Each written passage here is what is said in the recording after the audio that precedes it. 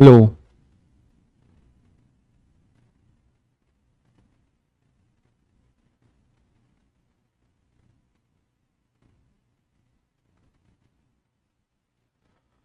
Hello.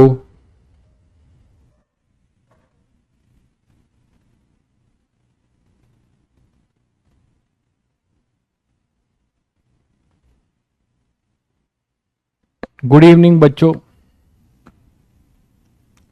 Good evening. सभी बच्चों को गुड इवनिंग।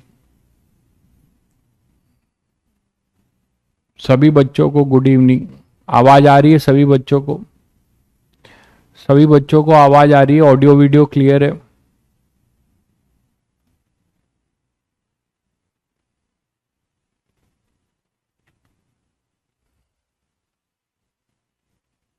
ओके, ठीक है।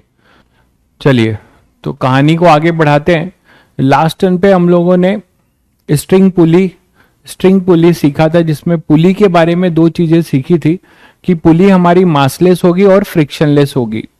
जब पुली हमारी मासलेस और फ्रिक्शनलेस होगी तो उससे गुजरने वाली जो स्ट्रिंग है उससे गुजरने वाली जो स्ट्रिंग है उस स्ट्रिंग पे जो टेंशन होगा दोनों साइड वो सेम होगा। अनटिल एंड अनलेस जो है स्ट्रिंग चेंज ना हो, है ना। अनटिल एंड अनलेस स्ट्रिंग हमारी चेंज ना हो। तो इस तरीके से आप टेंशन मार्क कर सकते हैं। जैसे मान लीजिए आपको अगर टेंशन मार्क करना है,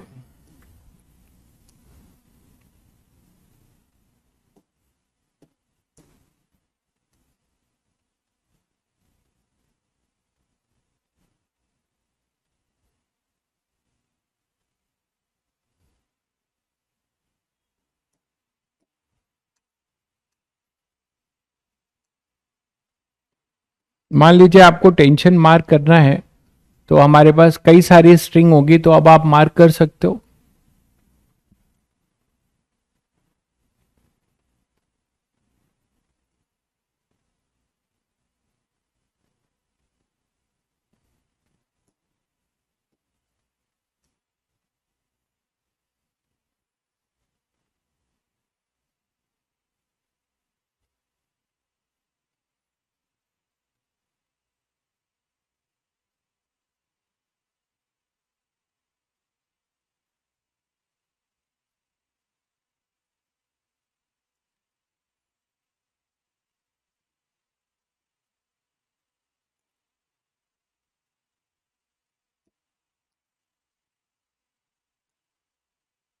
चलिए पहले कंस्ट्रेन देख लेते हैं।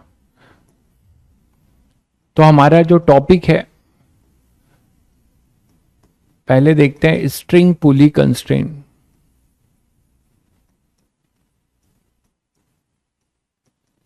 स्ट्रिंग पुली कंस्ट्रेन, ठीक है।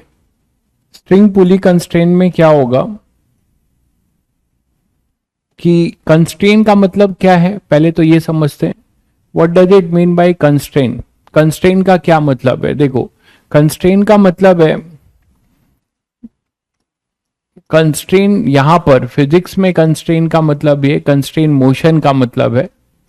कंस्ट्रेन मोशन का मतलब है one body if one body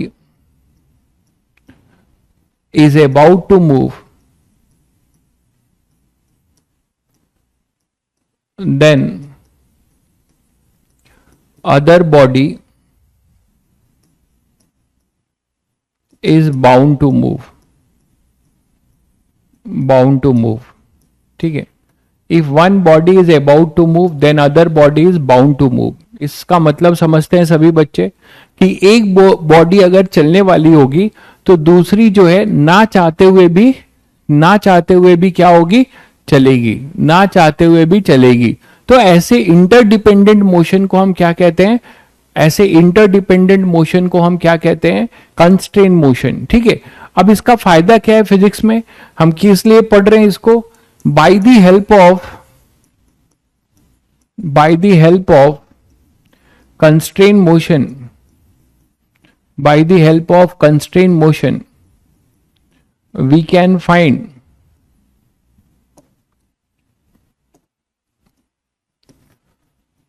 we can find the relation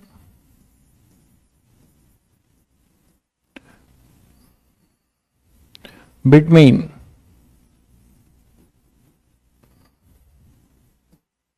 we can find the relation between displacement,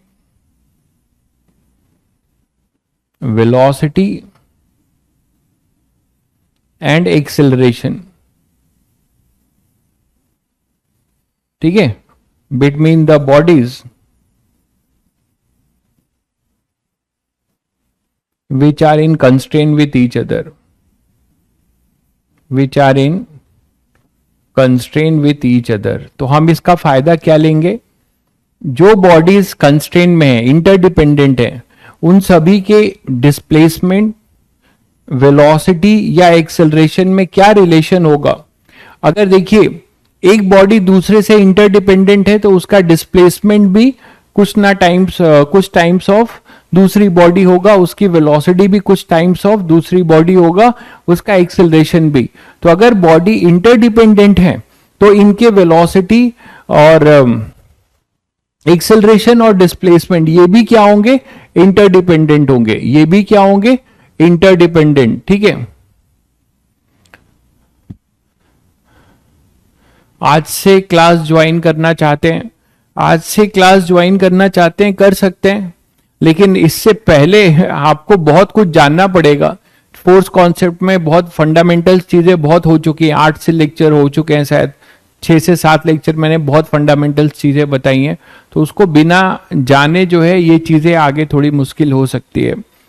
और इतना ही नहीं, फिर फ्रिक्शन भी नहीं समझ में आएगा. तो बेटर है कि आप इसको यहां से पढ़िए. ठीक है, और जितना जल्दी हो सके आप पहले जो है फोर्स कॉन्सेप्ट वाला चैप्टर जो है अपना बैकलॉग कंप्लीट करिएगा. फोर्स कॉन्सेप्ट वाला इस चैप्टर का बैकलॉग पहले करिएगा. ठीक है, तो velocity and acceleration between the body which are in constraint with each other. ठीक है, जैसे कि क्या अप्रोच होगा कि let XA and XB be the displacement of two bodies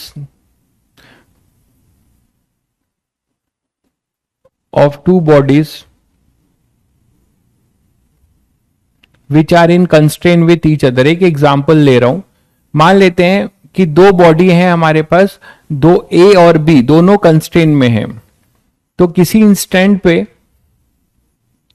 उनके बीच का डिस्प्लेसमेंट माना गया A और B, actual displacement.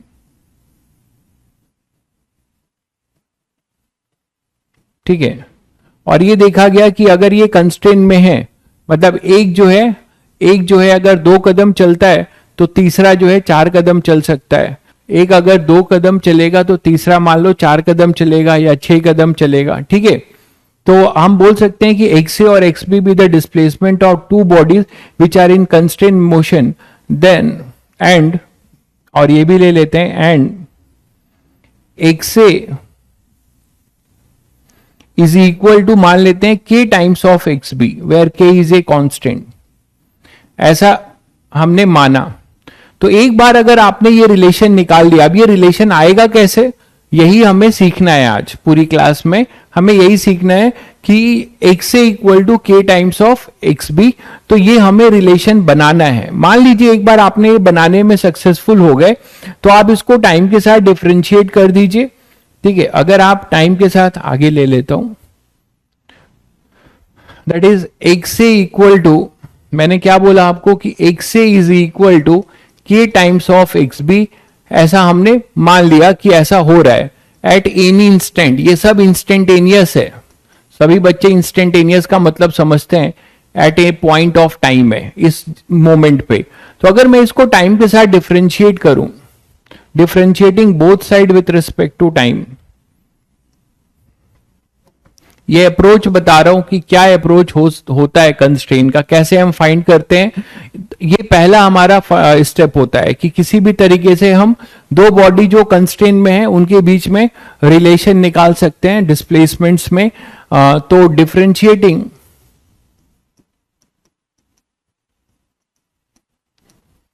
Both side with respect to time, तो हमें क्या मिल जाएगा, D X A by D T is equal to K constant होना चाहिए, यहां के कांस्टेंट है, नहीं तो आपको फिर इसको प्रोडक्ट रूल यूज करना पड़ेगा, है ना। तो ये के कांस्टेंट के लिए मैं बता रहा हूं, D X B by D T. तो ये इसी समय का velocity V A equal to K times of V B आ जाएगा, ठीक, V A equal to K times of V B आ जाएगा। इसको अगेन डिफरेंशिएट कर रहे हो, लेकिन इसमें के कांस्टेंट होना चाहिए तब, इफ के इज कांस्टेंट, नहीं तो नहीं कर पाएंगे। इफ के इज कांस्टेंट आपको प्रोडक्ट रूल यूज करना पड़ेगा, तब आप बोल सकते हैं कि D V A by D T is equal to K times of D V B by D T, that is A A equal to K times of A B. तो आपने क्या सीखा कि अगर दो बॉडी कंस्ट्रेंट में है और किसी मोमेंट पे हम उनके डिस्प्लेसमेंट में रिलेशन जानते हैं, और वहां ऐसा रिलेशन है जो कि समथिंग कांस्टेंट टाइम है, समथिंग कांस्टेंट टाइम्स है, तो हम x A equal to K times of x B एक बार अगर हमने कर लिया, तो हम we A equal to K times of V B या ए equal to K times of A B लिख सकते हैं। जरूरी नहीं है भाई कर्मा कि अगर दो बॉडी कंस्ट्रेंट में है तो जरूरी नहीं है कि एक बॉडी एक कदम चलेगी तो दूसरी एक कदम ही चलेगी। अभी आपको बहुत सारे ढेरों एग्जाम्पल मिलेंगे। ऐसा बिल्कुल नहीं है कि दो बॉडी कंस्ट्रेंट में है तो हमेशा जो है एक साथ ही हर डिस्प्लेसमेंट करेगी। वो तब होगा जब वो डायरेक्टली जुड़ी है, ठीक है। अभी मैं आपको बताऊंगा कैसे। तो ये एक बेसिक अप्रोच है। अब ये सीखते हैं कि हम पहले पढ़ने जा रहे हैं पुली कंस्ट्रेंट। तो पुली कंस्ट्रेंट में क्या लॉजिक लगाएंगे वो देखिए। पुली कंस्ट्रेंट में एक्सेलरेशन, वेलोसिटी और डिस्प्लेसमेंट्स निकालने के लिए बहुत सारे मेथड हैं। मैं पहला मेथड ले रहा हूं, बेसिक मेथड M1।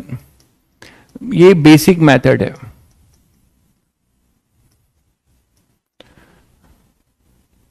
ठीक है, कैसे कर रहे हैं देखिए। इस बेसिक मेथड में क्या है कि अगर आपके पास ये पुली है और दो ब्लॉक्स, अगर मान लीजिए मैंने यहां पे हैंग किए हुए हैं दो ब्लॉक्स, बहुत फंडामेंटल एग्जांपल ले रहा हूं।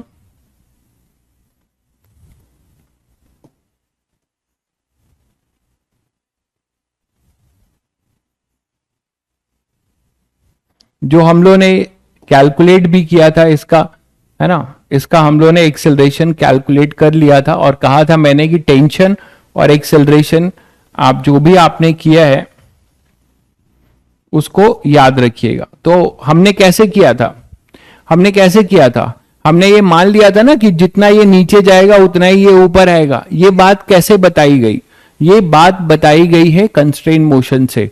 ये हमने दोनों के एक्सेलरेशन को सेम क्यों माना, देखिए क्यों सेम माना।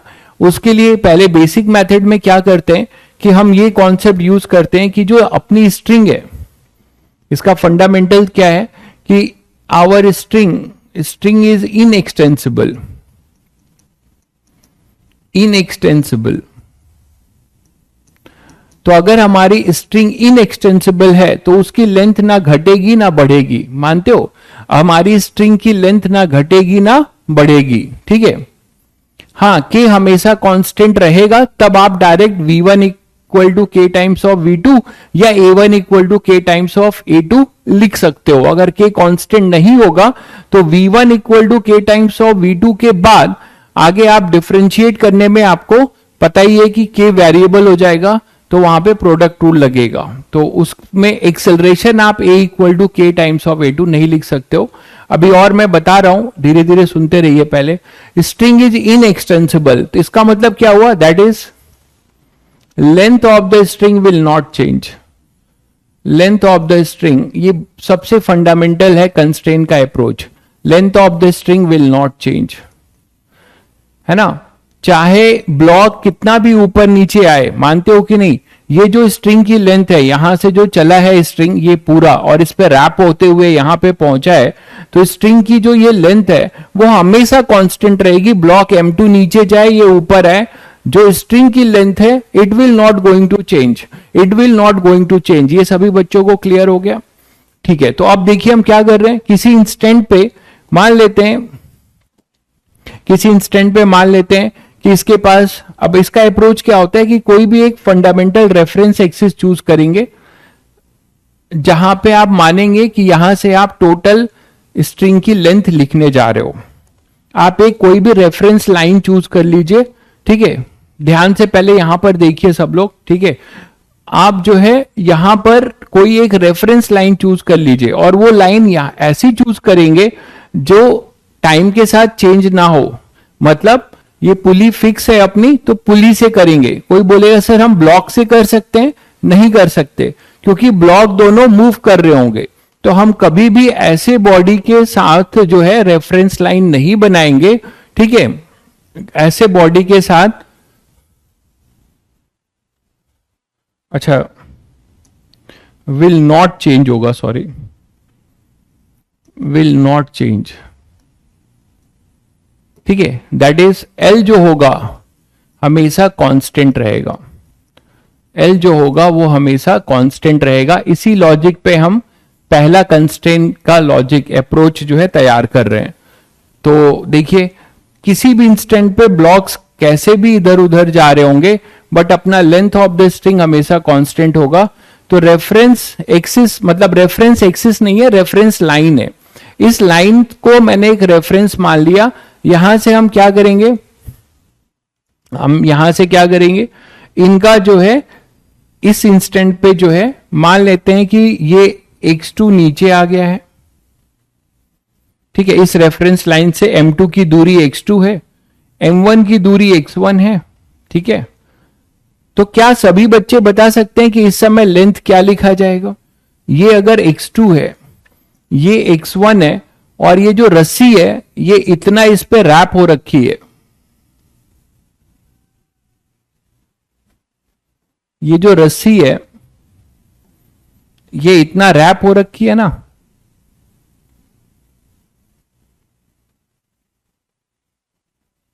तो अगर मैं इसका रेडियस r बोलता हूं पुली का, तो सभी बच्चे बताएंगे क्या कि लेंथ इस समय, total length of the string को मैं क्या लिख सकता हूं, total length of the string को क्या लिख सकता हूं इस मोमेंट पे? सभी बच्चे बताओ।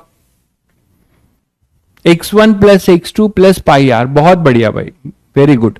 तो ये हो जाएगा x1, और ये जो रैप हुआ है ये half of the semi circle का सर्कमफेरेंस होगा, तो plus pi R plus x2। यहां तक सभी बच्चों को क्लियर है? यहां तक सभी बच्चों को क्लियर है? तो x1 plus pi R plus x2 is equal to L. अगर ये अपने पास आ चुका है, जिसमें कि आप सभी को पता है कि टाइम के साथ ये पाई आर भी कांस्टेंट रहने वाला है, टाइम के साथ पाई आर भी कांस्टेंट रहने वाला है, तो आप इसको नहीं भी लिखेंगे तो चलेगा, क्योंकि डिफरेंशिएशन के टाइम में मान लो मैं इस इंस्टेंट पे बोलूं कि इसकी वेलोसिटी v2 थी, ठीक है, नीचे की तरफ, ये v1 ऊपर की तरफ था, इसका एक्सेलरेशन a2 था, इसका एक्सेलरेशन a1 था। तो जो हम लोग ने यूज किया है कि a1 इक्वल टू a2, आज वो प्रूव हो रहा है। ये v2 था, मान लो ये a2 था, ये मैंने बोला v1 और ये बोला a1। तो अगर इसको मैं टाइम के साथ डिफरेंशिएट करूं, डिफरेंशिएटिंग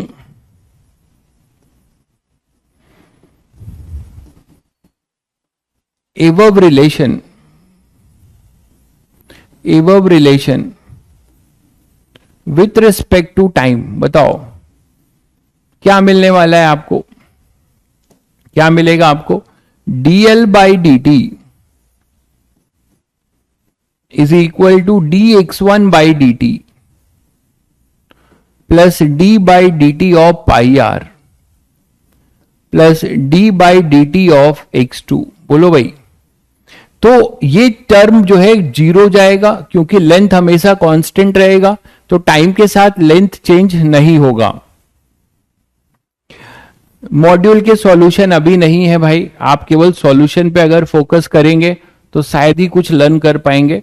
तो don't go for solution at random, तुरंत स्ट्रगल करिए पहले क्वेश्चंस को, उसके बाद ही सॉल्यूशन की बात करेंगे। सॉल्यूशन अभी नहीं है फिलहाल, but yes we are working on that. 1-2 महीने में आपको सॉल्यूशन भी मिलेगा। तो यहां पे dx1 बाई dt, तो dx1 बाई dt, अब बोर्ड पे देखिए सभी बच्चे, dx1 बाई dt क्या है? काइनेमेटिक्स याद करो, it is rate of change of displacement of mass m1, तो ये v1 हो जाएगा। और साथ में देखिए ये ऊपर जा रहा है तो टाइम के साथ ये x1 अपना कम होगा। तो आप यहां पे अगर इसको साइन के साथ लिखेंगे, ध्यान दीजिएगा, dx1/dt जो है टाइम के साथ कम हो रहा है, हमारे एजम्पशन के अकॉर्डिंग ये ऊपर जा रहा है। तो ये लेंथ अपनी चेंज हो रही, कम हो रही, तो हम इसको -v1 लिखेंगे।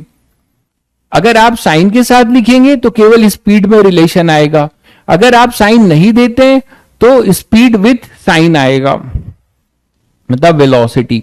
ये तो जीरो हो जाएगा भाई पाई आर। और dx2/dt हमारे अकॉर्डिंग x2 टाइम के साथ बढ़ रहा होगा, ये नीचे जा रहा होगा तो बढ़ रहा होगा, तो ये v2। तो हमारे पास देखिए जब साइन के साथ मैंने लिखा तो मुझे स्पीड में रिलेशन मिले। कोई बच्चा अगर यहां पे माइनस नहीं देता, ठीक है, कोई बच्चा अगर यहां माइनस नहीं देता तो केवल v1 लिखता, तो हमें मिलता v2 इक्वल टू -v1। जिससे क्या पता चलता, जिससे ये पता चलता कि v1 और v2 अपोजिट डायरेक्शन में है। ठीक है, तो आप साइन देकर भी करोगे, साइन पहले से dx1/dt जो अपना रेट ऑफ चेंज है इसका साइन पुट करके लिखोगे तो तुम्हें केवल मैग्नीट्यूड में रिलेशन मिलेगा। ठीक है, तो ये आ गया। अब हमें ये पता चल गया कि ये जो बॉडी कंस्ट्रेन में है इनकी वेलोसिटी हमेशा सेम होगी। अब ये कितनी होगी ये हमें नहीं पता है, but we know the relation कि ये सेम होगी। पाई आर क्यों जीरो हुआ, आप थोड़ा सा अपने दिमाग पे जोर डालिए। पाई आर जो है, ये जो रस्सी पे, ये जो पुली पे रैप है, ये चाहे जितना नीचे जाए चाहे ऊपर, ये चीज क्या चेंज होगी क्या? रस्सी पे लिपटी हुई जो स्ट्रिंग है उसकी लेंथ कभी चेंज नहीं होगी, इतना आप आईक्यू लगा सकते हो। इसीलिए पाई आर कांस्टेंट है, इसीलिए ये जीरो हुआ है भाई।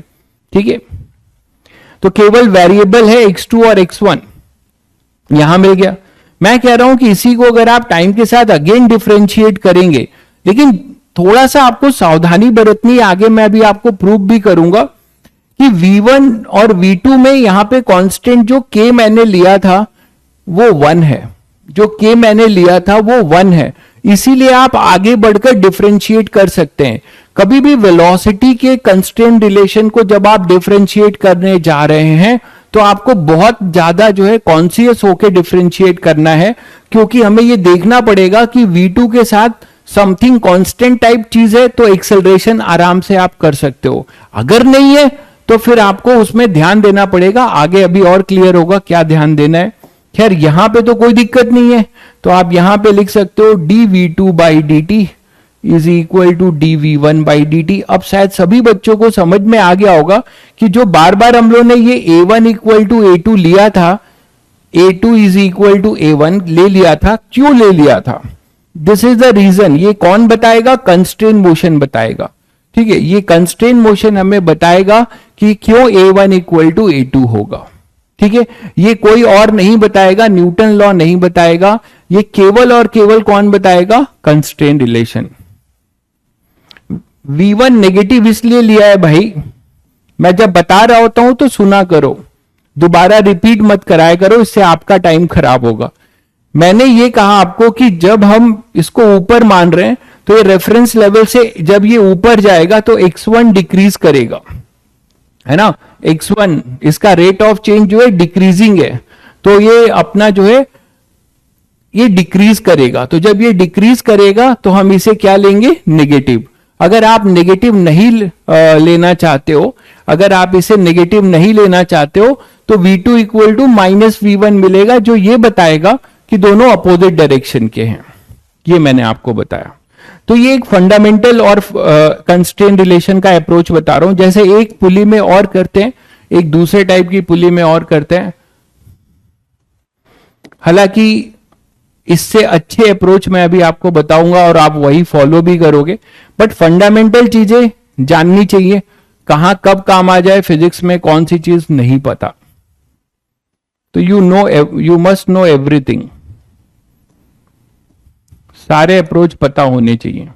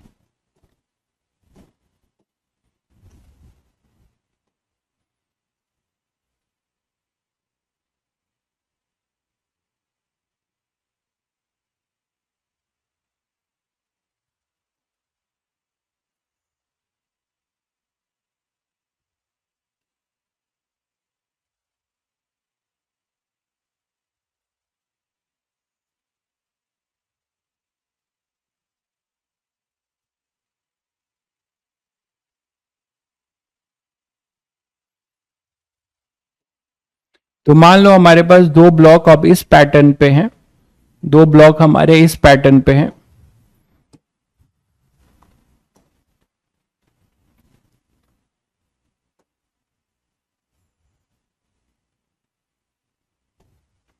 ये हमारे पास M2 है, ये हमारे पास M1 है, ठीक है। अब हमें इसमें कंस्ट्रेंट रिलेशन निकालना है, हो सकता है इनके मैग्नीट्यूड भी आपसे पूछे जा सकते हैं, ठीक है। फर्स्ट मेथड ही है भाई, फर्स्ट मेथड, अभी फंडामेंटल मेथड बता रहा हूं, दूसरा एक एग्जांपल ले रहा हूं बस। तो हमें क्या करना है, अब यहां दो रस्सियां हैं, ध्यान दीजिएगा सभी बच्चे, यहां पे दो रस्सियां हैं, यहां पे दो रस्सियां हैं, ठीक है। तो अगर ये दो रस्सियां हैं तो सभी बच्चों को पता है कि रस्सियों में टेंशन सेम होगा until and unless string not going to change. और हम ये मान के चल रहे हैं कि अपनी पुली मासलेस है और फ्रिक्शनलेस है, तो ये रूल आपको फॉलो करना है कि मासलेस और फ्रिक्शनलेस पुली है तो जो स्ट्रिंग पास होगी उसके दोनों साइड टेंशन चेंज नहीं होगा मासलेस स्ट्रिंग में। तो पहले तो आपका एम होगा कि आप टेंशन मार्क कर लो, तो टेंशन मार्क करो। टेंशन के लिए पहले देखो एक्सटर्नल फोर्स, इधर M2G लगेगा, इधर M1G लगेगा,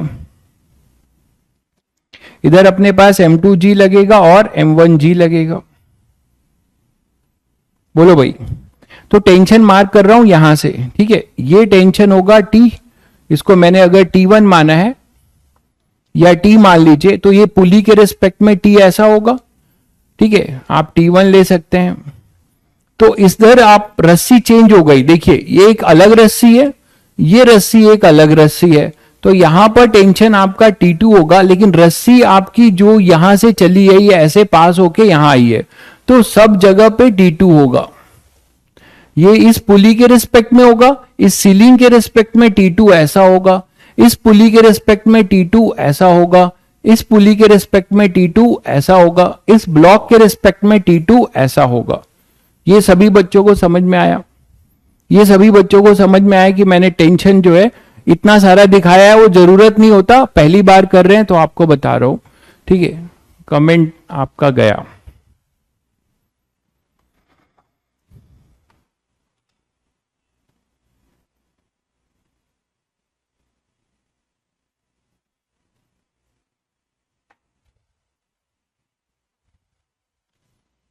बोर्ड पे देखिए,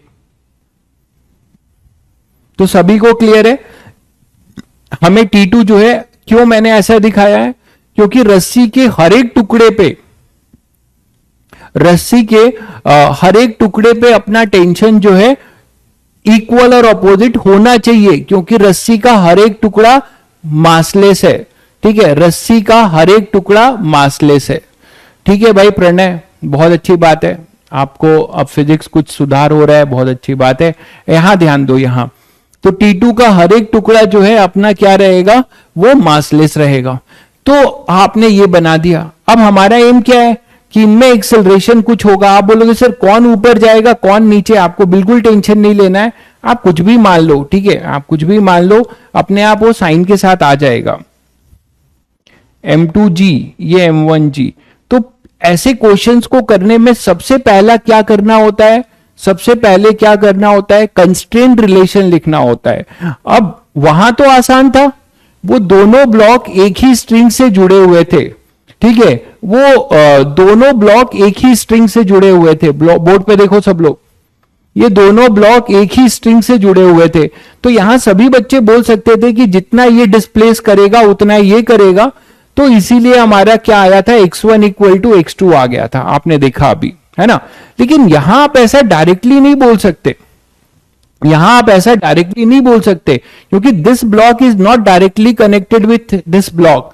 ये कुछ नीचे जाएगा तो ये कुछ ऊपर आएगा। एक बच्चे ने जैसे पूछा भी था कि सर x1 x2 तो हमेशा ही सेम होंगे, तो आज देखिए ये दूसरा एग्जाम्पल है जिसमें आपको समझ में आएगा कि नहीं, अलग अलग होंगे। तो अगर आप यहां पे निकालना चाहते हैं कि ये क्या होंगे तो आप निकाल सकते हैं। उसके लिए मैंने बोला कि बेसिक मेथड पहले बता रहा हूं, तो बेसिक मेथड का मतलब एक पुली जो फिक्स है ऊपर, वहां पे रेफरेंस ले लो, और अब आपकी कितनी चीजें मूव कर रही हैं, कितनी चीजें मूव कर रही हैं, देखिए एक पुली मूव कर रहा है, ये फिक्स पुली है और ये मूवेबल पुली है। ये पुली कैसे मूव करेगा भाई, देखो ये पुली इस पैरेलल स्ट्रिंग पे मूव करेगा, थोड़ा सा विजुलाइज करिए। मान लीजिए ये नीचे गया, ये ऊपर उठा, तो रस्सी कुछ ढीली होगी, तो उसको एडजस्टमेंट कैसे होगा? पुली कुछ नीचे जाएगी तो जाके रस्सी जो है, जो ये ऊपर जाके इसके ऊपर जाने से जो स्ट्रिंग लूज होने की टेंडेंसी में होगा, पुली उसको नीचे जाके एडजस्ट कर लेगी, पुली उसको नीचे जाके एडजस्ट कर लेगी। क्लियर है? तो अब आप जो है क्या करने वाले हो, आप जो है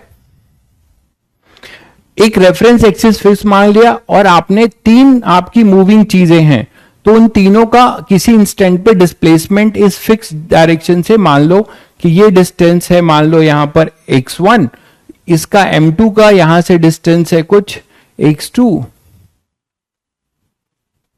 और इस पुली का यहां से डिस्टेंस है कुछ x, किसी इंस्टेंट पे, सब ये इंस्टेंटेनियस रिलेशन है। तो अब आपके पास जो बना, ये मान लीजिए बना x1, ये है मान लो किसी इंस्टेंट पे x2, और ये x है। ठीक है, अब हमें क्या करना है, हमें इनमें रिलेशन लिखना है। रिलेशन के लिए एक ही कॉन्सेप्ट आपको पता है, ठीक है, ये बैलेंस नहीं है भाई, बैलेंस नहीं है ये। अभी किसी इंस्टेंट पे मान लो, वही तो निकाल रहे हैं, बैलेंस क्यों बोल रहे हो? ये नीचे जा रहा होगा v2 से, इसका एक्सेलरेशन v2 होगा, a2 होगा, वेलोसिटी v2 होगी।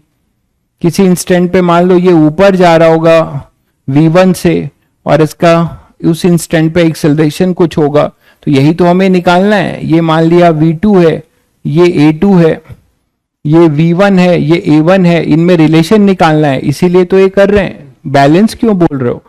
तो यहां पर बैलेंस क्या जरूरत है कि कोई जरूरी नहीं है ना, यहाँ T1 इक्वल टू M2G है, यहाँ T2 इक्वल टू M1G, तो कैसे बैलेंस बोल सकते हो? क्या T1 और T2 बराबर है? नहीं। तो सबसे पहले सभी बच्चों को ये पता है कि पुली के लिए T1 को 2T2 के बराबर कर सकते हैं, वो हम आगे की बात करेंगे, पहले कंस्ट्रेंट देखते हैं। तो चलो बताओ यहां पे कितनी रस्सियां दिख रही हैं? ये एक स्ट्रिंग दिख रही है 2 नंबर की, और ये पहली स्ट्रिंग है 1। तो जो दूसरी स्ट्रिंग है इसकी टोटल लेंथ L2 मान लेते हैं। Let L2 and L1 be the total length of string 2 and 1। 2 और 1 की ये टोटल लेंथ मान लिया। चलो बताओ फिर क्या होगा? इसको लिखने की बारी है, इसको लिखते हैं। क्या लिखोगे? L1 लिखना चाहते हैं, L2 लिखना चाहते हैं, तो L2 क्या लिखेंगे? ये डिस्टेंस है x1, ठीक है, ध्यान दीजिएगा। अब मैं ये फालतू वाले डिस्टेंस नहीं लिख रहा हूं कि रस्सी जो यहां पे रैप है, देखो अगर वो लिखो भी ये भी तो डिफरेंशिएशन में 0 आएगा। यहां पे एक रैप है और फिर रस्सी यहां पे भी कुछ इस पुली से रैप हुई है, ठीक, और ये पॉइंट यहां से यहां पे इस पॉइंट का डिस्टेंस भी कांस्टेंट रहने वाला है। तो अगर आप लिखना चाह रहे हो L2, तो चलो लिखते हैं, ये हो जाएगा x1, ठीक है। चलो मैं एक पहली बार है तो लिख दे रहा हूं, आप फिर देख लो। R1 है ये रेडियस, ये R2 है, तो इतना कितना हो जाएगा? पाई R1। फिर नीचे आओ, ये लेंथ कितना होगा भाई? ये लेंथ आपने बताया ये x है, ये x है, तो कितना हो गया? 2x, और प्लस ये कितना रैप है? पाई R2, ठीक है, और प्लस ये जो एक्स्ट्रा बचा ये हमेशा कांस्टेंट रहेगा, इसको कुछ b मान सकते हो, तो प्लस b। ये हो गया, मैंने पूरा लिख दिया, कोई दिक्कत नहीं है। लेकिन कोई बच्चा अब इतना समझ चुका होता तो उसको ये डिस्टेंस और ये डिस्टेंस नहीं लिखना चाहिए, क्योंकि वो कांस्टेंट रहेंगे, वो हमेशा कांस्टेंट रहेंगे। दिख ही रहा है सभी को, केवल जो घटेगा बढ़ेगा एडजस्टमेंट होगा इस लेंथ में और इन दो लेंथ में। खैर, दूसरा हम L1 लिखने वाले हैं। अच्छा, इसको स्ट्रिंग, एक काम करो, इसको स्ट्रिंग 1 मानो, क्योंकि हमने उसके अकॉर्डिंग इसको 1 मानिए और इसको 2 मानिए, वो नेमिंग वैसे कर रखा है। ये 2, तो ये अपना L1 था, ये L1 था, ठीक है। L2 क्या हो जाएगा? L2 बताएंगे आप लोग, ये लेंथ क्या लिखेंगे आप लोग? बिल्कुल, ये पूरा है अपना कितना x2, ध्यान दीजिए x2, इसमें से ये x माइनस कर दीजिए, ये x2 से इस x को माइनस कर दीजिए तो ये लेंथ मिल जाएगा, तो L2 हो जाएगा x2 माइनस x। बहुत आसान है। अब देखो हमें रिलेशन किसके किसके बीच में चाहिए, ब्लॉक्स के बीच में, ठीक है, हमें चाहिए रिलेशन ब्लॉक्स के बीच में, ब्लॉक्स के डिस्प्लेसमेंट में। इस पुली का कोई काम नहीं, तो पुली के डिस्प्लेसमेंट को हम गायब करेंगे। ये पुली है, ये डिस्प्लेसमेंट ऑफ पुली है, तो इसको हम हटाएंगे। क्या लिखेंगे, x is equal to x2 minus L2, और इसको ले जाके यहां पुट करेंगे, ठीक है। तो हमें x1 और x2 में रिलेशन मिल जाएगा, x1 प्लस पाई R1 प्लस 2, ये हो जाएगा x2 minus L2 plus pi R2 plus b। देखने में ये बड़ा लग रहा है, बट आप सभी लोग समझदार हो कि वेरिएबल के नाम पे x1 है और प्लस 2x2 है, बाकी सब चीजें कांस्टेंट हैं। बाकी जो ये देख रहे हैं ये फालतू की है, minus 2L2 plus pi R2 plus b, ये आप नहीं भी लिखते तो चलता, ये टाइम के साथ ये हमेशा कांस्टेंट रहने वाली हैं, तो इसको आप नहीं भी लिख सकते थे, ठीक है। अब आप इसे डिफरेंशिएट कर दो, इसको अगर आप डिफरेंशिएट करोगे तो differentiating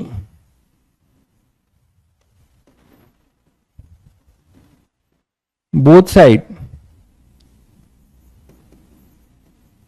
with respect to time क्या हो जाएगा, dl1 बाई dt, ये तो जीरो हो जाएगा, कांस्टेंट है लेंथ, यहां आएगा dx1 by dt plus 2 dx2 by dt, बाकी ये पूरा का टर्म ये भी क्या हो जाएगा, जीरो, ठीक है। तो मैं आपसे वही कह रहा था कि आप जो है क्या कह रहे हैं आप, फाइंड x कैसे फाइंड किया है, ये देखो x फाइंड नहीं किया है मैंने, x इसका पुली का डिस्प्लेसमेंट है, माना है हमने,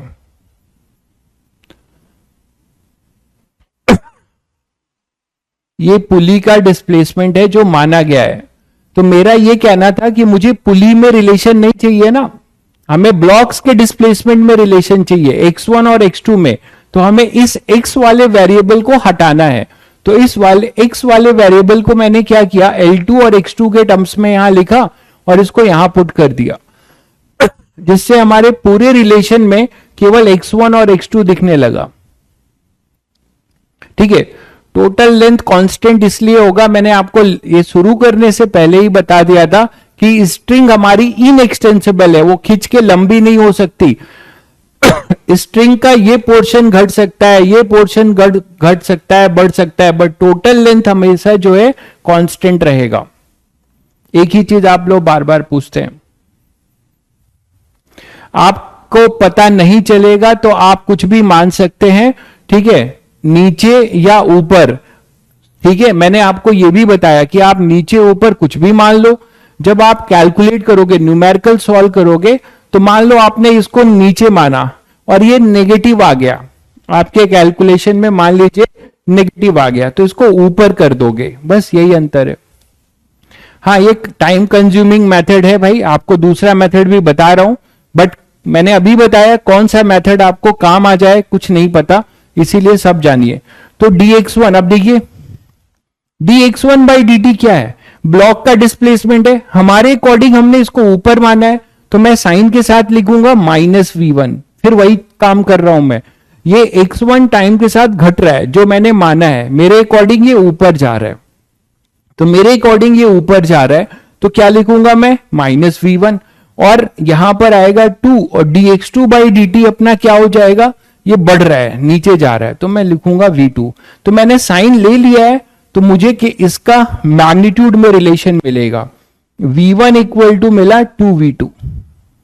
अब हमें यह पता चल गया कि इसकी velocity v1 equal to 2v2 है, तो आप यहां से तुरंत बता सकते हो ये कांस्टेंट है, तो इसको डिफरेंशिएट कर सकते हो, a1 इक्वल टू 2a2। तो हमें एक बहुत बड़ा रिलेशन मिलता है कि a1 इक्वल टू, अब देखो a2 नहीं मिल रहा है, a1 इक्वल टू क्या मिल रहा है, 2a2।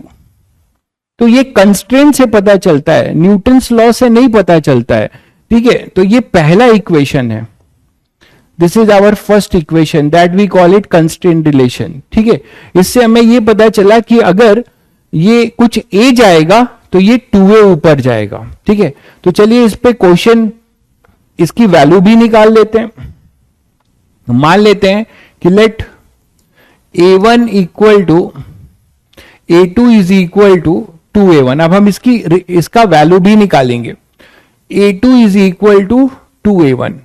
वैल्यू निकालने के लिए आप ले लो take m2 is equal to 3m1। m2 मैं आपको वैल्यू दे रहा हूं, ये है। m1 को m ले लीजिए, m2 को 3m ले लीजिए। ठीक है, ये गिवन है, क्वेश्चन में गिवन है। तो फाइंड अब हमें करना है, इसकी वैल्यू निकालनी है। तो हमने अभी कंस्ट्रेंट से देखा कि कंस्ट्रेंट रिलेशन हमें क्या मिल गया। कंस्ट्रेंट रिलेशन हमें क्या बताया कि a1 is equal to 2a2। ये हमें पता चला, ये पहली इक्वेशन कहलाएगी।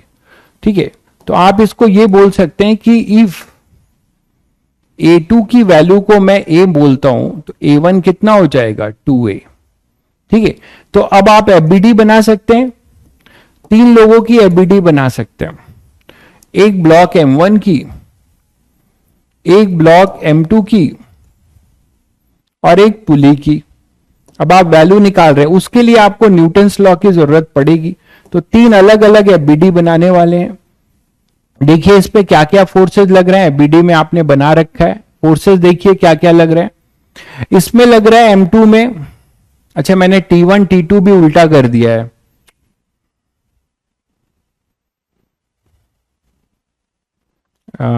इसको A2 माना है तो मुझे यहां T2 लिखना चाहिए। टेंशन को भी मैं चेंज कर रहा हूं, ठीक है, नहीं तो थोड़ा कंफ्यूजन हो जाएगा।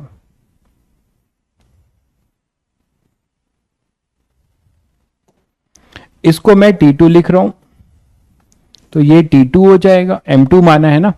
ये T1 ले लेते हैं, ये T1, तो ये अपना T1। जब आप सॉल्व कर रहे होंगे तो आपको ये टेंशन्स दिखाने की जरूरत नहीं है, जो अपने काम का टेंशन है वही दिखाइए, ये सीलिंग के रिस्पेक्ट में दिखाने की जरूरत नहीं है। ठीक है, चलिए तो इसकी एफबीडी बनाते हैं, M2 की और M1 की और पुली की। तो क्या क्या मिलेगा हमें एफबीडी में, क्या क्या मिलेगा देखिए। M1 के लिए क्या मिलेगा, M2 के लिए क्या मिलेगा और पुली के लिए। नेट फोर्स आपके सामने था, यहां पे था T1, इधर था M1G, इधर था T2, इधर था M2G, और इस पुली में 2 टेंशन थे।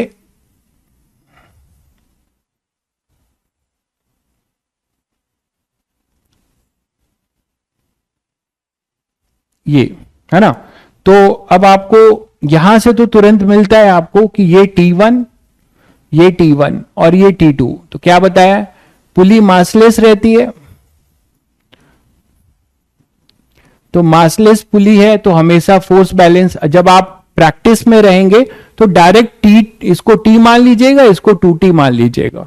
तो मासलेस पुली है तो आप बोल सकते हैं 2T1 इक्वल टू T2। यहां से इक्वेशन क्या मिलेगी, ये T1, ये M1G। आपने बोला इसका एक्सेलरेशन आपने A1 लिया था और आप पूछ रहे थे ना कि सर ऊपर या नीचे। आप कहीं मानिए, आपने जो माना है उसके अकॉर्डिंग न्यूटन लॉ लिख दीजिए। इधर आपने ऊपर माना था, इधर नीचे माना था। तो इधर आ जाएगा अपने पास M2G, ये हो जाएगा अपने पास T2, इधर A2, इधर A1। ठीक है, तो इसमें न्यूटन फर्स्ट लॉ, मतलब न्यूटन फर्स्ट लॉ क्या, मासलेस पे नेट फोर्स बैलेंस। ठीक है, M0 तो नेट फोर्स 0। तो यहां से T1 T2 में एक रिलेशन मिल गया। कितने अननोन है तुम्हारे पास, T1 T2 A1 A2। तो आपने एक इक्वेशन आपने कंस्ट्रेंट का निकाल दिया, A1 इक्वल टू A2, ये रहा। ठीक है, और आप दूसरी इक्वेशन न्यूटन्स लॉ के लिखने जा रहे हैं। तो क्या क्या लिखेंगे, न्यूटन्स लॉ लिख रहे हैं पहले फॉर M1 क्या लिखेंगे, net force in accelerated direction. हमेशा यही लिखते हैं, net force in accelerated direction क्या होगा, T1 minus M1G, T1 minus M1G is equal to m1a1। ध्यान रखिएगा ये दूसरी इक्वेशन हो गई। Net force in accelerated direction, इसमें क्या लिखेंगे, net force in accelerated direction क्या होगा, m2g minus T2, m2g minus T2 is equal to m2a2। ये तीन इक्वेशन, ठीक है। तो हमारे पास अब ये बहुत सारे चीजें हैं, अब हम इजिली कर सकते हैं। जैसे इसको सॉल्व करना है, T1 इक्वल टू क्या है, ये देखिए T1 2T1 equal to T2 है। तो अगर हम T1 को सॉल्व करना चाहते हैं और M2 और M1 में रिलेशन दे रखा हुआ है, तो क्या करने वाले हैं, आप T1 को T ले लीजिए। If T1 is equal to T then T2 is equal to 2T। बोलो, तो आप इस इक्वेशन को चेंज कर सकते हैं और M1 और M2 की वैल्यू दी हुई है, तो ये दोनों इक्वेशन कैसे चेंज हो जाएगी, T1 को आपने T लिखा माइनस M1 कितना दिया हुआ है M, तो minus mg equal to M, और आपने A1 को क्या माना है 2a, तो 2a।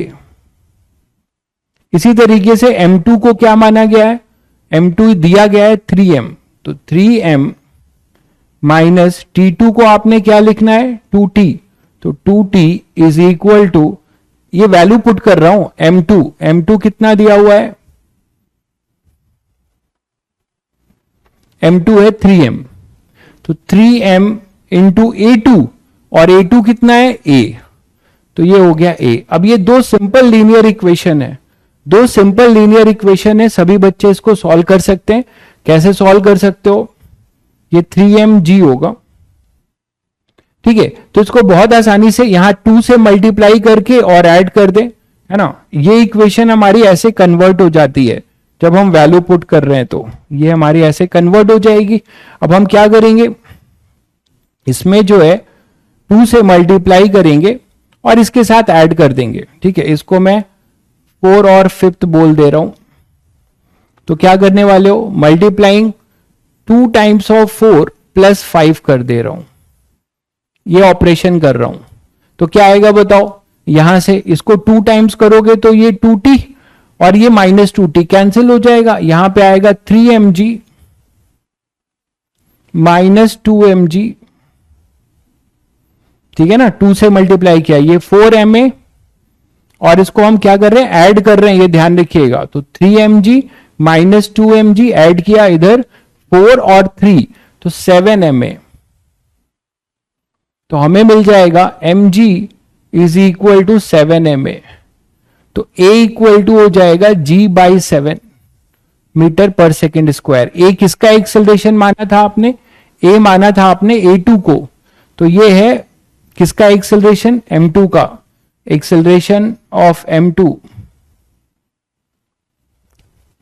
m2 क्या माना था आपने 3m, acceleration of 3m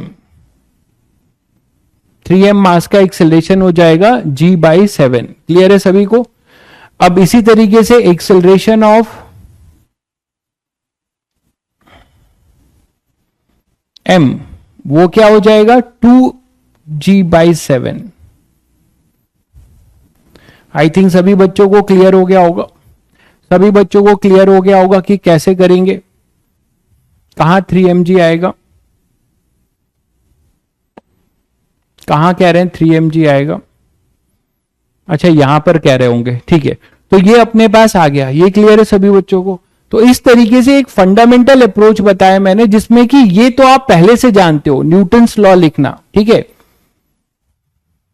value putting में कुछ नहीं किया यार, ये सब मैंने दिया है तुम्हें कि T1, ये सब रिलेशन, आपको इक्वेशन आ गया, वैल्यू तो आप निकाल ही लोगे।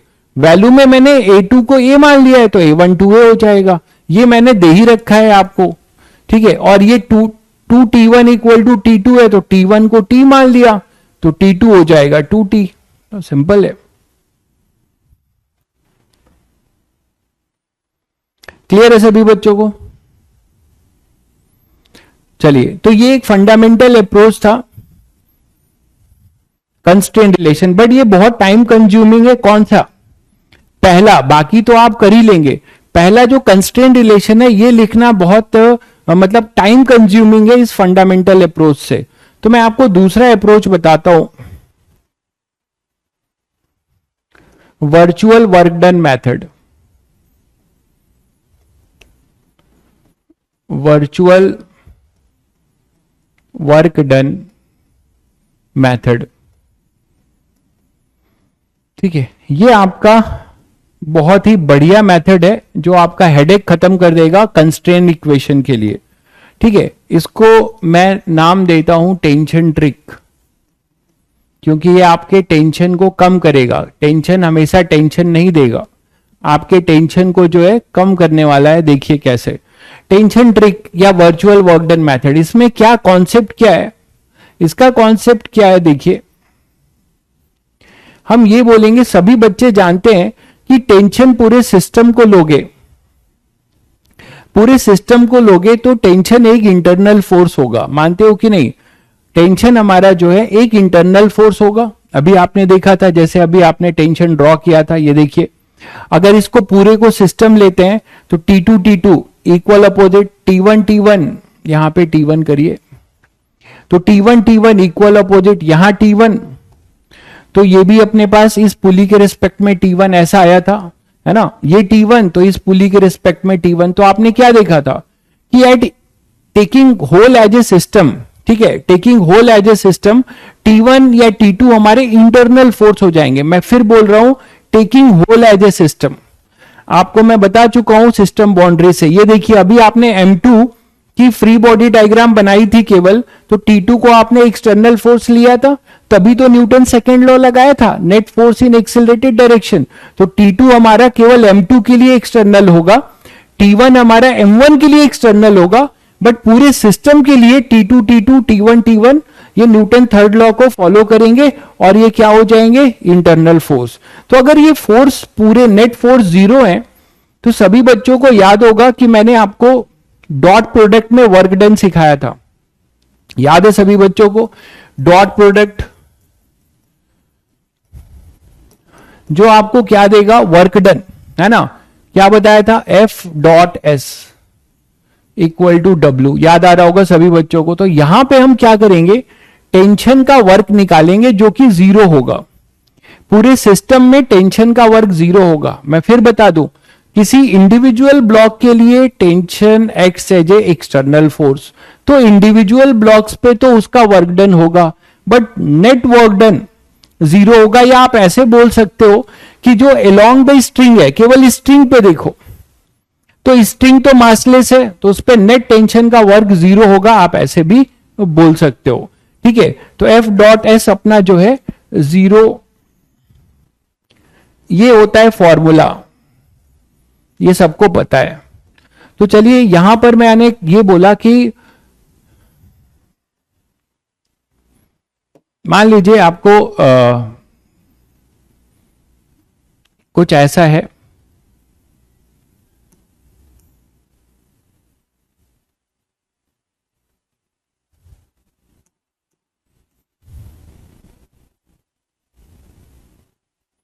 एक रस्सी मान लो ऐसे जा रही है,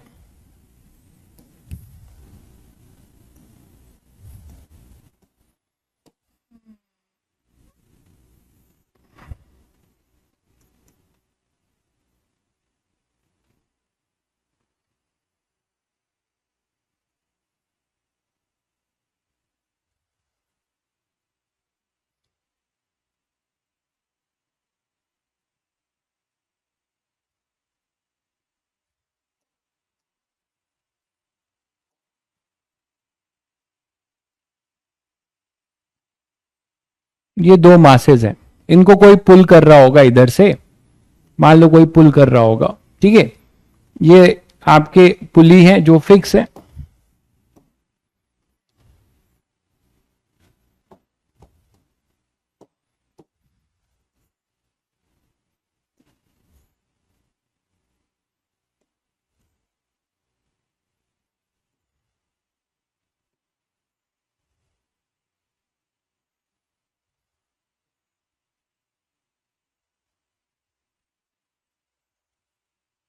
ठीक है। तो ये रस्सी ऐसे गुजर रही है इन पुली से, यहां पे कोई मास होगा मान लो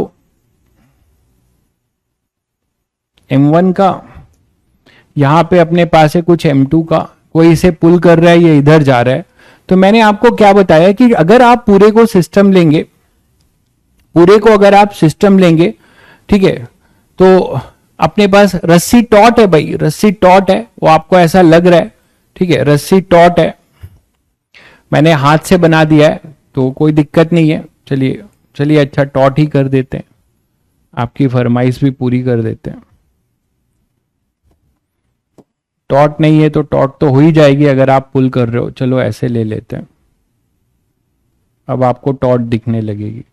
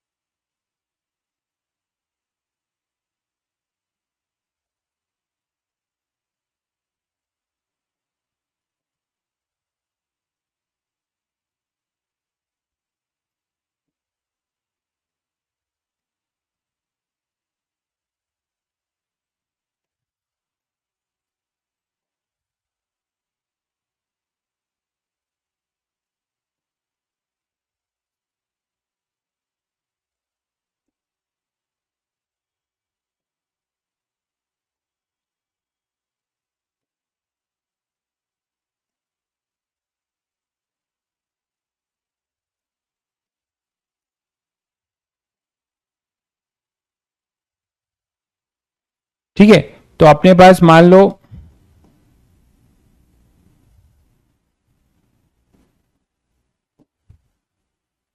ये दो बॉल हैं और इन दोनों बॉल को खींचा जा रहा है किसी स्मूथ हॉरिजेंटल प्लेन में, किसी स्मूथ हॉरिजेंटल प्लेन में, ठीक है। तो कॉन्सेप्ट सब लिखवा दूंगा भाई, सारी चीजें लिखवाई दी जाती हैं, टेंशन मत लीजिए, पहले समझ लीजिए। तो मान लीजिए आपके पास क्या हो रहा है, यहां पे एक फोर्स है जिससे आप इसे पुल कर रहे हो, जिसकी वजह से अब तो रस्सी टॉट है भाई, ठीक है, इधर फोर्स नहीं लग रहा है, इधर लग रहा है। तो अब ये मान लेते हैं कि ये कुछ, इसमें रस्सी एक ही है तो सब में टेंशन होगा, रस्सी एक ही है तो इसमें टेंशन होगा, सभी को पता है, और रस्सी एक है तो टेंशन सेम होगा, ये सबको पता है।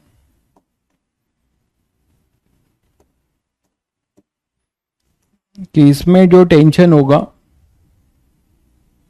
ये मान लीजिए टी है, ऐसे टी होगा, इसमें टी ऐसा होगा, है ना, इसके रिस्पेक्ट में ऐसा होगा, इसके रिस्पेक्ट में ऐसा होगा, फिर इसके रिस्पेक्ट में ऐसा होगा, इसके रिस्पेक्ट में ऐसा होगा, एक ही रस्सी है, फिर यहां फिर से वही टी होगा।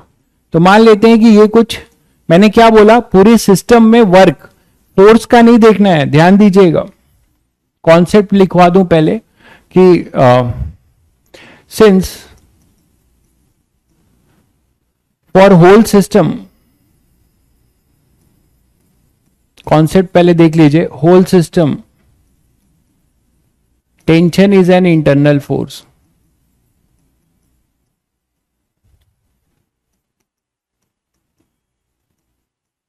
ये होल सिस्टम बहुत इंपॉर्टेंट है, tension is a internal force. तो समेशन, ध्यान दीजिएगा, समेशन लिख रहा हूं, T vector dot X vector जो डिस्प्लेसमेंट है इक्वल टू 0 लिख सकते हैं, या फिर summation T vector dot V vector equal to 0 लिख सकते हैं। ये आपको नेट वर्क बता रहा है, नेट वर्क बता रहा है, यहां तो एक ही है, ऐसे बहुत सारे स्ट्रिंग होगी, बहुत सारे वर्क लग हो रहे होंगे, तो सभी का नेट वर्क डन जो है टेंशन का 0, समेशन का मतलब सभी बच्चे समझते हैं टोटल, और ये आपको पावर बता रहा है, ये पावर बता रहा है। कैसे, आप सभी बच्चों को पता है W, अगर मान ली ये दोनों पैरेलल हैं तो FS ले लिया, F पैरेलल टू S लिया, तो अगर मैं dW बाई dt करता हूं तो रेट ऑफ डूइंग वर्क, यही अपना पावर होता है, कितना हो जाएगा वो, चलो आप ये डॉट लेके चलो, कितना हो जाएगा F dot D S by D T. तो आपको पावर का एक्सप्रेशन क्या मिलता है, एफ डॉट वी मिलता है कि नहीं। तुम लोगों ने 10th क्लास में पावर पढ़ा भी होगा।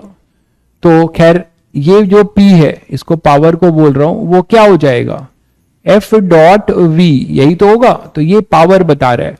तो जिसका वर्क जीरो है, जिसका वर्क जीरो है उसका पावर भी जीरो होगा, कोई वर्क नहीं होगा, कोई पावर नहीं है। तो यहां पर ये नेट वर्क डन जीरो है और नेट पावर जीरो है। ये दो इक्वेशन आपको बहुत इंपॉर्टेंट है जो आपके टेंशन को कम करने वाली हैं।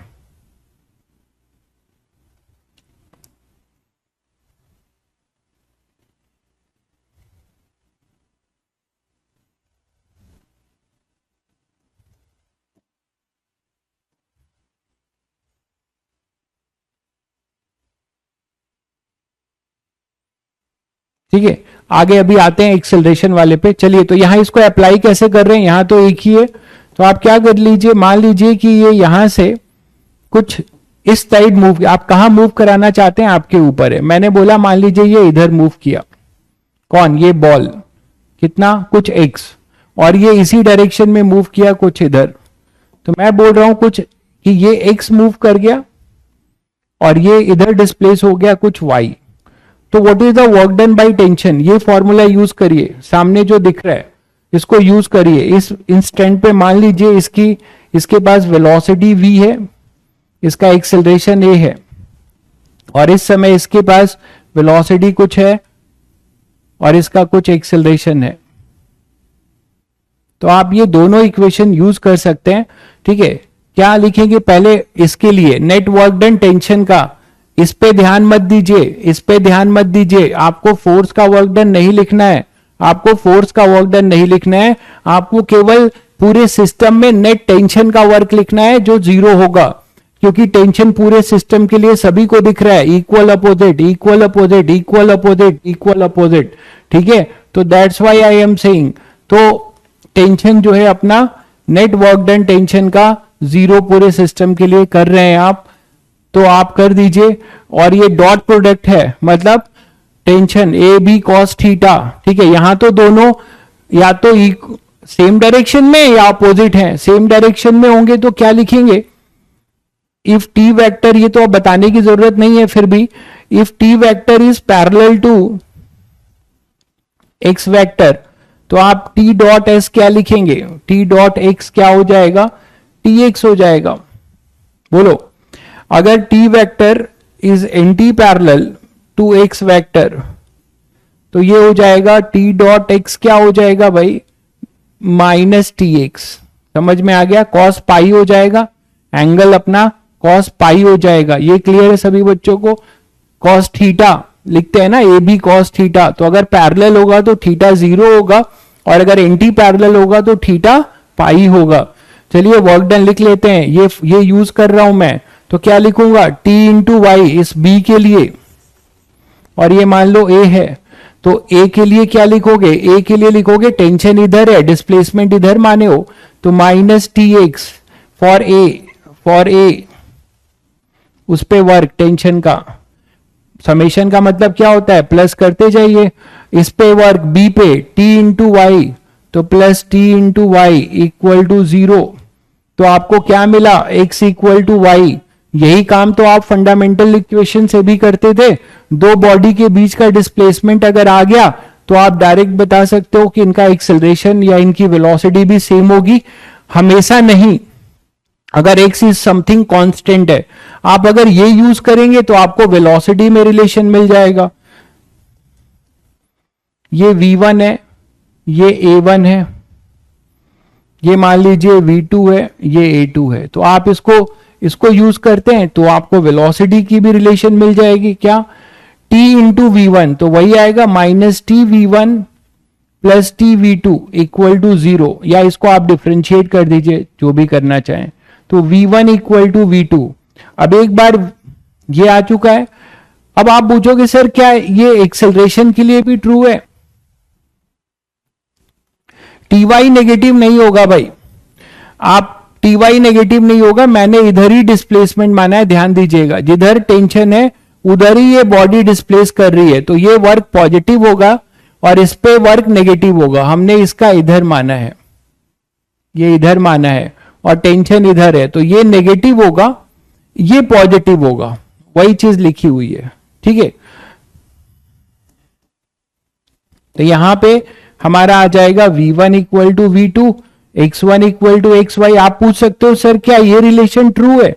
ये मैं लिख देता हूं बट ये डेंजरस है क्योंकि ये हमेशा एप्लीकेबल नहीं है। कौन सा रिलेशन? ये वाला, ये है थोड़ा डेंजरस। कहां नहीं है अभी आपको बताऊंगा। t dot a equal to 0, ये ऑलवेज एप्लीकेबल नहीं है भाई, इस पे थोड़ा सावधानी बरतना है। कहां है कहां नहीं है बता देता हूं।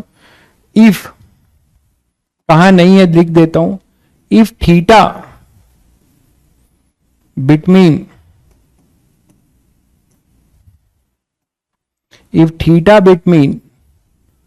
t vector and a vector changing,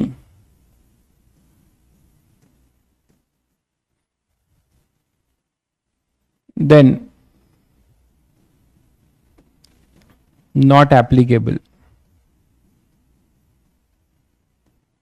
ठीक है, तो इफ थीटा मतलब इन दोनों के बीच का जो थीटा होगा, if theta is changing then not applicable. लेकिन ये दोनों ऑलवेज ट्रू हैं, ये जो दोनों हैं ये ऑलवेज ट्रू हैं, ये हमारे ऑलवेज ट्रू हैं। तो थोड़ा और ठीक से लिख देता हूं।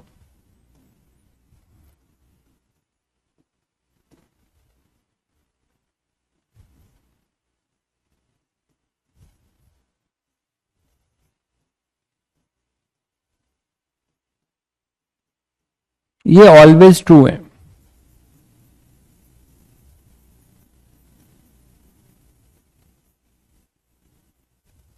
ये दोनों अपने ऑलवेज ट्रू हैं, ठीक है भाई, ये दोनों अपने ऑलवेज ट्रू हैं।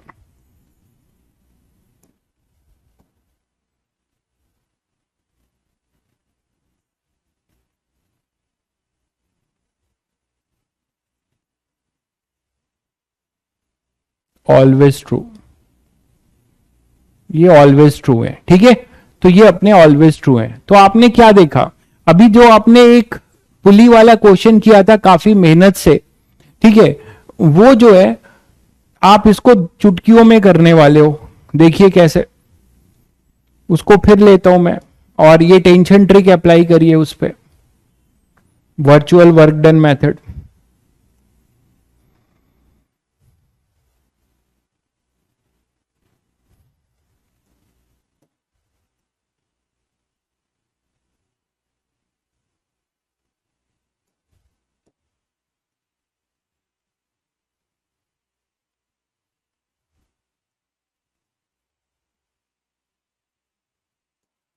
यही तो था अपना।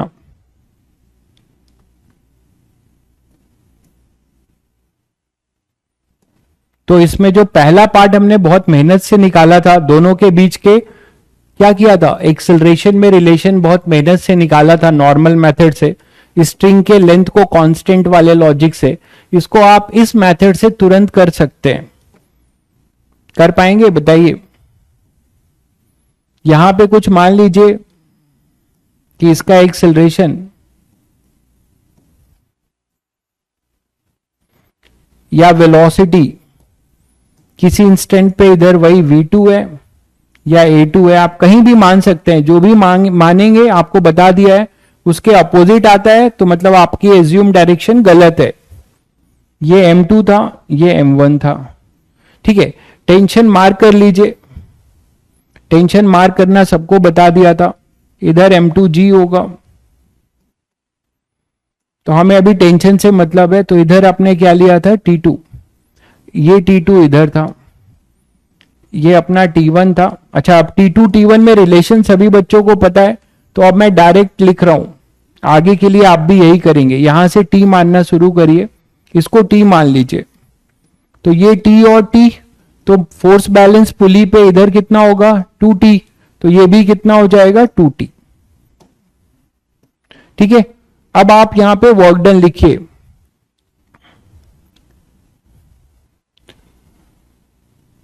नहीं, टी डॉट ए किसी टर्म को डिफाइन नहीं करता है। टी डॉट वी तो पावर है, टी डॉट एक्स वर्क है। टी डॉट ए किसी टर्म को डिफाइन नहीं करता है, अभी बताऊंगा आगे। तो यहां पे देखो क्या हो जाएगा कि ये अगर आपने माना है A2, इधर आपने माना है A2, इधर माना है V2, ये है अपना A1, शायद आ गया होगा बहुत बच्चों का, ये है V1। आप वर्ग लिखिए बस, कौन सा इक्वेशन यूज कर रहे हैं, summation T dot V equal to 0, summation T dot V equal to 0। क्या लिखने वाले हैं, इस पे वर्ग कितना है, देखो टी, आपने V1 इधर माना है तो आप बस टी डॉट वी करते जाइए, टी इधर है आपके अकॉर्डिंग, V1 इधर है, तो क्या लिखेंगे, टी और V1 दोनों का थीटा पॉजिटिव है, पैरेलल है, ठीक है। तो आप क्या लिखने वाले हो इसको, T V1 cos 0 A dot B, तो टी V1 cos 0, ये सभी बच्चों को समझ में आ गया। अब इसके लिए बताओ, प्लस T2 कितना है 2T, और V2 नीचे है तो V2 और 2T ऊपर V2 नीचे, FS cos पाई हो जाएगा, ये हो जाएगा cos पाई इक्वल टू 0। खत्म हो गई कहानी। जो आपने इतना मेहनत किया वो 2 लाइन में आपने निकाला, यही तो आया था भाई, V1 इक्वल टू 2V2, यही तो आपने निकाला था भाई, यही अभी आपने नॉर्मल मेथड से निकाला था। अब आप देखिए, मेरी बात सुनिए, आप बोल सकते हैं कि टी डॉट ए भी हम अप्लाई कर सकते हैं, बिल्कुल कर सकते हैं। आप आंख बंद करके टी डॉट ए भी अप्लाई करिएगा, मैंने बता दिया है, जहां पर कोई एंगल चेंज ना हो। यहां कोई एंगल नहीं है, यहां पे आइदर दोनों पैरेलल है या एंटी पैरेलल है, तो ऐसे केसेस में आपको कोई टेंशन नहीं है। या मैंने ये भी लॉजिक बताया था कि जब V1 कुछ k टाइम्स ऑफ V2 हो तो आप डायरेक्ट लिख सकते हैं A1 इक्वल टू 2A2, ठीक है। अगर आपका V2 कुछ k टाइम्स ऑफ V1 है तो आप डायरेक्ट लिख सकते हैं, या फिर आप T डॉट ए भी कर सकते हैं इस केस में, क्योंकि यहां कोई एंगल चेंज नहीं हो रहा है, ये दोनों आइदर पैरेलल हैं या एंटी पैरेलल। तो यहां पे ऐसे सिचुएशन में ध्यान रखिएगा, जब टेंशन मोशन के लॉन्ग हो या उसके अपोजिट हो तो आंख बंद करके तीनों रिलेशन में जो जरूरत है वो लगा दीजिए। आप यहां पर समेशन टी डॉट ए भी कर सकते हैं। यहां पर मैंने बताया कि नॉट ऑलवेज बता दिया, ये ध्यान रखिएगा, नॉट ऑलवेज कहां नहीं होगा आपको बताया, जहां पे थीटा चेंज हो रहा होगा। यहां कोई थीटा चेंज नहीं होगा भाई, दोनों रस्सी ऊपर नीचे ही तो जाएंगे, तो यहां कोई थीटा की बात नहीं होगी। अभी लेते हैं, पहले ये देख लो। तो यहां पे आप एक्सेलरेशन से लिए भी कर सकते थे, t इंटू A1 cos 0, और ये हो जाएगा -2t इंटू कॉस, माइनस मतलब यहां माइनस क्यों लिख रहा हूं, पहले कॉस लिख लो। तो ये आपको समझाने के लिए आप डायरेक्ट कर सकते हैं, प्लस 2t कॉस, ये कॉस ओस मत लिखिए, आप डायरेक्ट देख रहे हैं अपोजिट है तो माइनस कर दीजिए, cos pi into A2 equal to 0। तो यहां से फिर वही चीज आ जाएगी, -2A2 equal to 0, that is A1 equal to 2A2। यही चीज आपने बेसिक मेथड से भी निकाला था, यही चीज आपने बेसिक मेथड से भी निकाला था, ठीक है। तो that is the basic logic about the tension trick या वर्चुअल वर्क डन मेथड, ठीक है। वर्चुअल वर्क डन मेथड का ये फायदा हम उठाने जाएंगे, ठीक है। 2T कैसे आया आपको, अभी अभी कुछ बच्चे जो है बहुत इरिटेट करते हैं उनको समझ में नहीं आता चीजें कितनी बार बताई जाए। ये 2T कैसे आया आपको मैंने बताया नहीं, मासलेस है, ठीक है, मासलेस है भाई, ये पुली जो है मासलेस है, अभी अभी मैंने करके दिखाया था। आप थोड़ा सा अटेंटिव होइए भाई, ऐसे पढ़ेंगे तो कैसे चलेगा। इधर आइए जरा, ये देखिए, आप अगर पढ़ने बैठे हो तो फोकस, यही तो बात है, कंसंट्रेशन नहीं है, आप कहीं और देख रहे हो उसका। तब ये क्या बताया गया है, अभी देखिए, मासलेस पुली है तो नेट फोर्स बैलेंस होगा, ये बताया नहीं गया, तो वो थोड़ा सा दिक्कत करता है। कॉस पाई कैसे हुआ, एक भाई साहब पूछ रहे हैं। क्या आपको डॉट प्रोडक्ट नहीं आता? डॉट प्रोडक्ट में देखिए क्या हो जाएगा। मैं आगे इन लोगों को एंटरटेन नहीं कर पाऊंगा, अब बहुत कुछ पढ़ाना है भाई, ये छोटी छोटी चीजें 10 बार पूछते हो। कॉस पाई कैसे हुआ, ये टी और वी पैरेलल हैं, तो जब दो पैरेलल वेक्टर हैं तो उनके बीच का एंगल 0 होगा। अगर एंटी पैरेलल है, ये 2t ऊपर है, v2 इधर है, एंटी पैरेलल है, तो इनके बीच का एंगल पाई नहीं होगा, दो एंटी पैरेलल है। तो या आप ऐसे रूल की तरह याद रख लीजिए, टेंशन ऊपर है, वेलोसिटी नीचे, तो नेगेटिव वर्क डन। दोनों सेम है तो पॉजिटिव वर्क डन। बहुत बेसिक बातें हैं ये सब।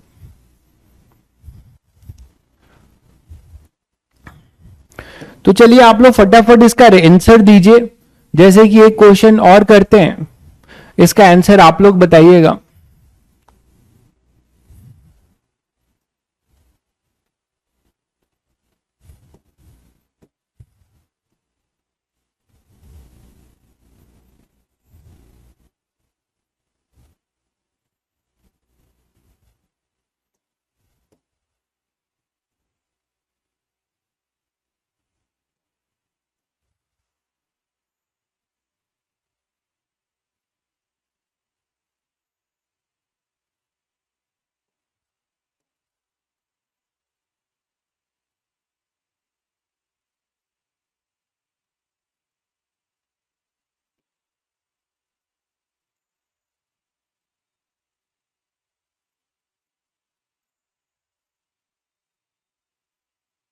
ऐसा कोई सेटअप है,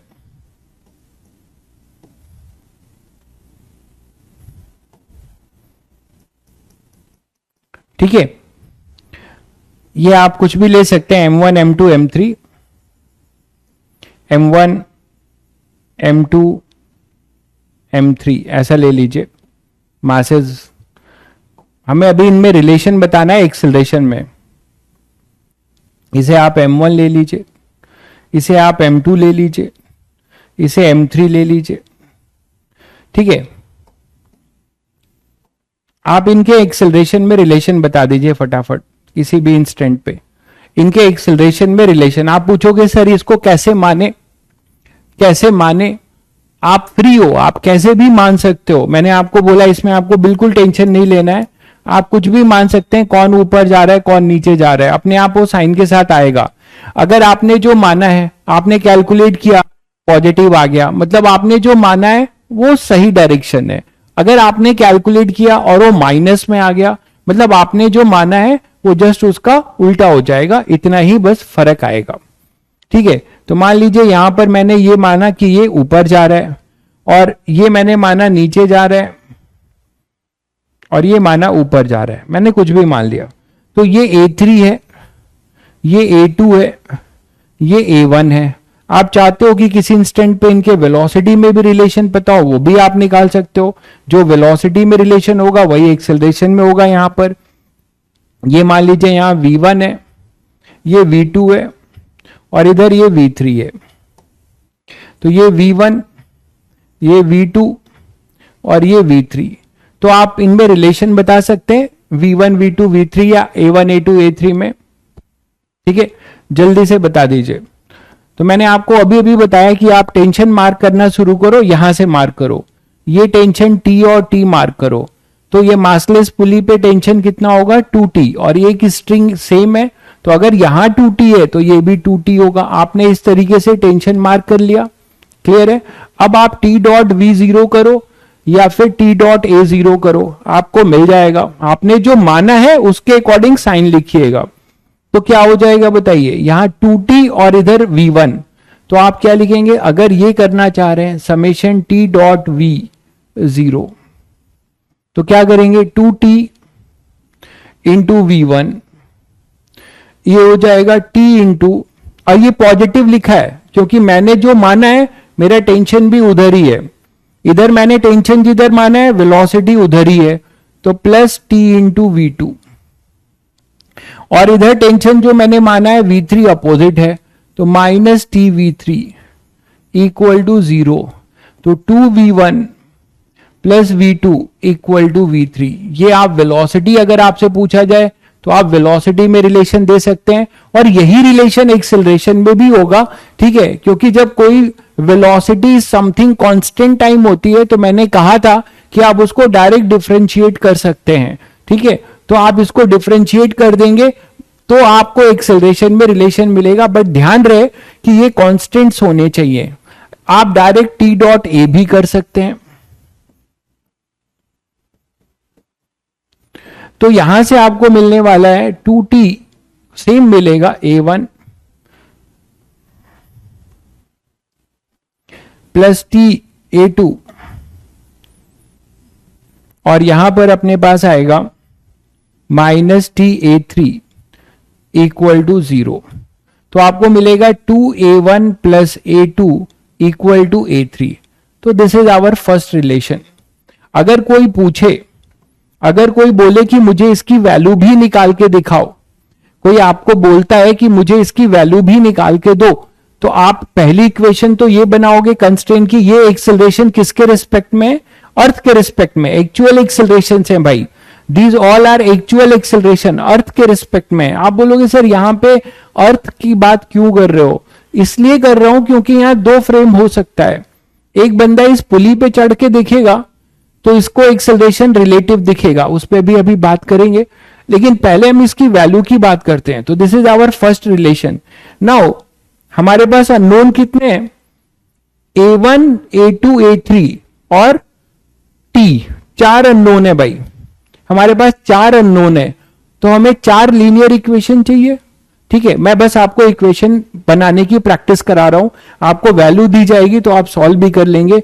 तो चलिए हम नेक्स्ट इक्वेशंस बना रहा हूं। क्या हो जाएगा भाई, इसकी एफबीडी बना लो। इसकी एफबीडी जब बनाओगे तो इन पे फोर्स लगेगा इधर m2g। अब हम कंस्ट्रेंट रिलेशन निकाल चुके हैं, अब न्यूटन्स लॉ का हेल्प लेंगे और नए इक्वेशंस बना के इनको कैलकुलेट भी करेंगे। कंस्ट्रेंट रिलेशन आपको क्या बताता है, एक रिलेशन बताता है, केवल ये रिलेशन बताता है, ये अपना कंस्ट्रेंट रिलेशन है, ये केवल आपको रिलेशन बता देगा। आगे आपको सॉल्व करने के लिए न्यूटन्स लॉ का हेल्प लेना होगा।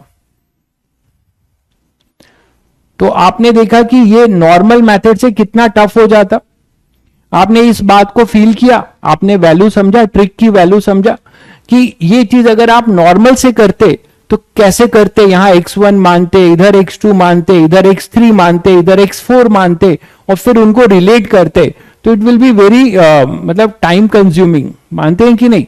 तो आप टेंशन ट्रिक जो आपको वर्चुअल वर्क डन मेथड बताया है पुली के में आप देख रहे हैं कि फटाफट आप कंस्ट्रेंट रिलेशन एक लाइन में लिख पा रहे हो, ठीक है। चलिए तो अब इसकी इक्वेशंस बनाते हैं। इक्वेशंस क्या क्या होंगी भाई, बताएंगे आप लोग, इसकी इक्वेशन क्या क्या होगी। पहले एफबीडी फॉर m1, तो for m1 Newton second law, ये होगा m1g। आपको सब वैल्यू दी जाएगी, यहां आपको बड़ा लग रहा है m1 m2 लिया है, सब आपको वैल्यू दी जाएगी, सब सॉल्व हो जाएगा। मैं बस अभी इक्वेशंस की प्रैक्टिस करा रहा हूं। तो जो आपने माना है वो लिख लीजिए। ऊपर है तो क्या लिखेंगे, 2t माइनस m1 के लिए Newton second law, 2t minus m1g is equal to m1a1. This is our second equation. For m2, for m2 क्या लिखेंगे भाई, m2 के लिए बताइएगा, net force in accelerated direction, तो t minus m2g, t minus m2g is equal to m2a2, net force in accelerated direction, बस ये देखते हुए लिखते जाइए। ये क्या हो जाएगा, net force in accelerated direction क्या होगा, m3g माइनस t, ये हो जाएगा m3g for m3, for m3 क्या होगा, m3g minus t, net force in accelerated direction is equal to m3a3। गिन लो इक्वेशन, 4 अननोन 4 इक्वेशन, ठीक है, 4 अननोन 4 इक्वेशन आप सॉल्व कर लेंगे। मैं आपको सॉल्व करने के लिए नहीं कह रहा हूं, आई एम नॉट सेइंग कि आप इसको सॉल्व करो अभी तुरंत, ठीक है, बट आप कर लेंगे, कोई बड़ी चीज नहीं है, ठीक है। क्योंकि आपको ये सारी रिलेशन पता है, बट करिए मत, आपको क्वेश्चंस में वैल्यू दी जाएंगी, तब मासेस दिया जाएगा, तब आप फटाफट करने लगेंगे, ठीक है। तो ये आपको मैंने बताया, लेकिन इसका एक और ट्रिक भी हो सकता है। टाइम होने जा रहा है, तो इसमें मैं आपको एक और ट्रिक बता सकता हूं इस पर्टिकुलर क्वेश्चन को सॉल्व करने के लिए, वो आगे देखेंगे। खैर, एक वैल्यू वाला क्वेश्चन कर लेते हैं।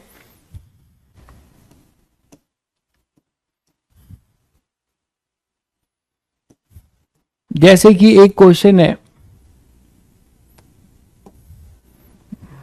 टाइम हो ही गया है, मेरी क्लास है अभी, तो बेटर है कि आज यहीं तक रहने देते हैं। मेरी क्लास है जस्ट इसके बाद, तो आज यहीं तक रहने देते हैं, ठीक है। तो आप लोग जो है बस इसको, हाँ, आप लोग अगर ट्राई करना चाहें तो आपको एससी वर्मा के कुछ क्वेश्चंस मैं दे देता हूं पुली के, वो कर सकते हैं आप। बोलिए, या कल और प्रैक्टिस कर लें, फिर दे देता हूं। रुकिए, होमवर्क दे देता हूं।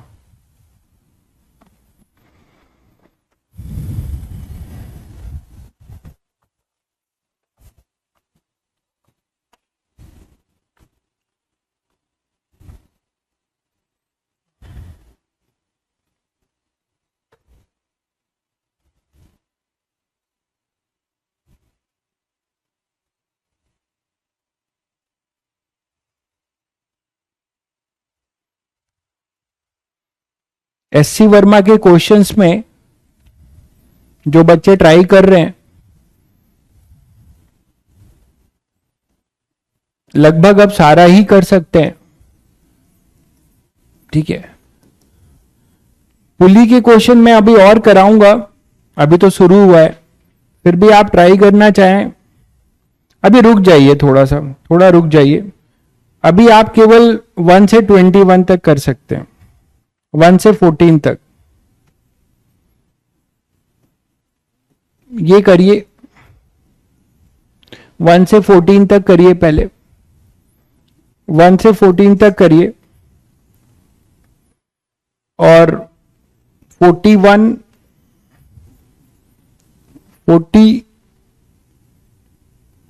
41 और 42 ये कर लीजिए। न्यूटन लॉ,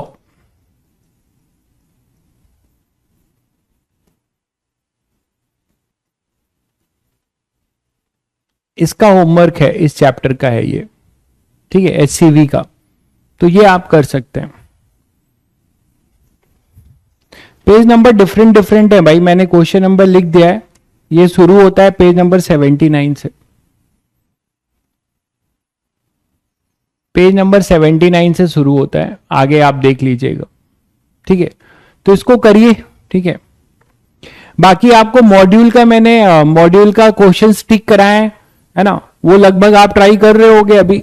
मॉड्यूल के क्वेश्चन टिक कराएं, और आपका ये भी बता दूं कि आपका जो टेस्ट सिलेबस है,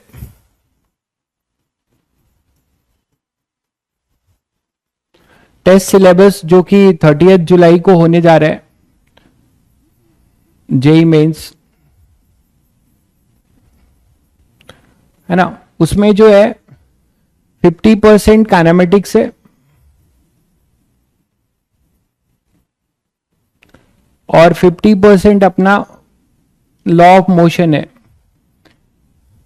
कहां से कहां तक है? पुली को छोड़कर, है ना, पुली को छोड़कर, जो पुली पढ़ रहे हैं, पुली के पहले जो आपने पढ़ा है, ठीक है, पुली के बिफोर पुली लिख दे रहा हूं, बिफोर पुली और कंस्ट्रेंट लेक्चर, वहां तक है, मतलब सूडो तक। कहां तक है? शुरू से लेके सूडो तक, शुरू से लेके सूडो तक। अच्छा, 23 जुलाई को है, तो 23 जुलाई जो भी है, इस संडे ही है ना, हाँ, तो 23 जुलाई जेई मेंस है। तो ये आपका पैटर्न है, आपका अपलोड हो गया होगा आई थिंक आपके ऐप पे, लेकिन मैंने बता भी दिया, तो ये इसके अकॉर्डिंग तैयारी करिएगा। सेम पेपर है, सेम पेपर, स्टार और सफलता का सेम पेपर है, मोस्टली सेम ही रहता है हमेशा, सेम पेपर है, ठीक है। चलिए, ठीक है, चलिए फिर कल कंटिन्यू करेंगे। हाँ, काइनेमेटिक्स में सब कुछ, रिलेटिव वेलोसिटी प्रोजेक्टाइल भी आता है, वही ज्यादा रहेगा, रिलेटिव वेलोसिटी प्रोजेक्टाइल और बाकी काइनेमेटिक्स। वेक्टर नहीं है। उसके बाद आपके पास ये है ना, अप टू सूडो फोर्स तक, ठीक है, तैयारी स्टार्ट कर दीजिए। चलिए।